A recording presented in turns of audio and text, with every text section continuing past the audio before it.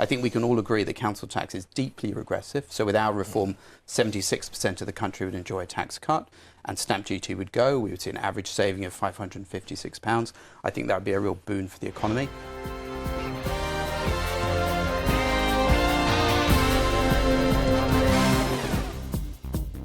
Joining us now is Andrew Dixon, the founder and chair of Fairer Share, a cross-party campaign group arguing for council tax to be scrapped. You want to scrap it and replace it, don't you? Why?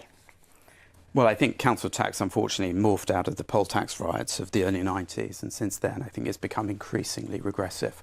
So often households in poorer parts of the country, more modest housing, end up paying a far greater percentage of their property value as a percentage of the amount that it costs, and therefore I think reform is deeply needed. I wouldn't limit it just to council tax, I would include stamp duty as well. So we would reform both council tax and stamp duty. You talked about the importance of growth in the earlier section. I think stamp duty is a real hindrance to growth in the economy. So what do your suggested reforms look like? So we would scrap both council tax and stamp duty. We'd replace them both with a proportional property tax, roughly about 0.5% of the property value.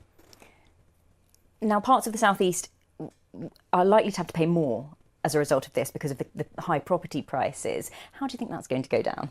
Well, I've actually, funnily enough, before coming to the studio, I was looking on Zoopla and looked at various properties in the area. I looked at Gillingham, I looked at Haywards Heath, where a number of your interviewees were living. And I was looking at one house, I think it was a Band D property in Haywards Heath, South Downs Park, I think it was called, £220,000 house. This individual is paying £2,333 per year in council tax. That's 1% of the property value. I then looked also at a house in Westminster, Cowley Street. There's a lovely house, 24 million value. That particular property pays £2,000. So it's 0.01% of the property value. So in effect, someone living in Haywards Heath is paying 100 times the tax rate as someone in Westminster. And the same is in Gillingham. There's a nice bungalow, £100,000 house. This individual is paying £1,471 in a Band A bungalow. It's morphed into, I would say, a modest service charge for those living in large properties. I think it's morphed into a poll tax for those living in the South East.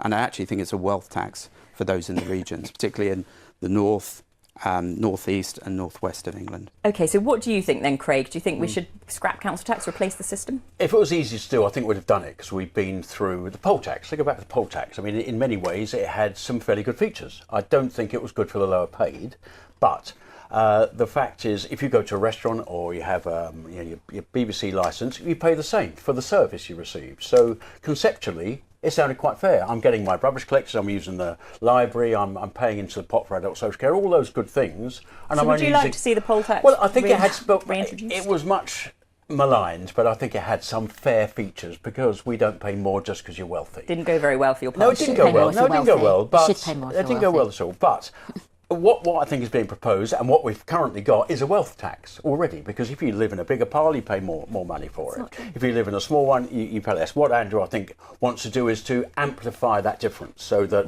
very wealthy pay more and very, very low. OK, Marshada's shaking her head at that. Let's Andrew just respond to that, because I think you were keen to come in there. Just for clarification, we're not saying that those in bigger houses pay a higher percentage. Everybody pays the same flat rate of 0.5%. The percentage of what your house is worth. Let me give two examples where I don't think this works.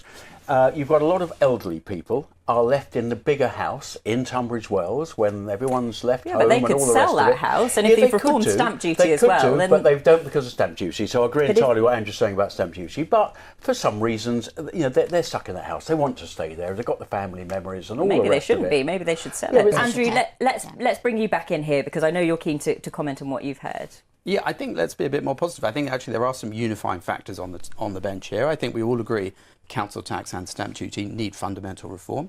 I think we're agreed that adult social care should be stripped out. I think we can all agree that council tax is deeply regressive. So with our reform, 76% of the country would enjoy a tax cut, and stamp duty would go. We would see an average saving of £556. I think that would be a real boon for the economy. I'm really grateful that our campaign has the support of many of your colleagues.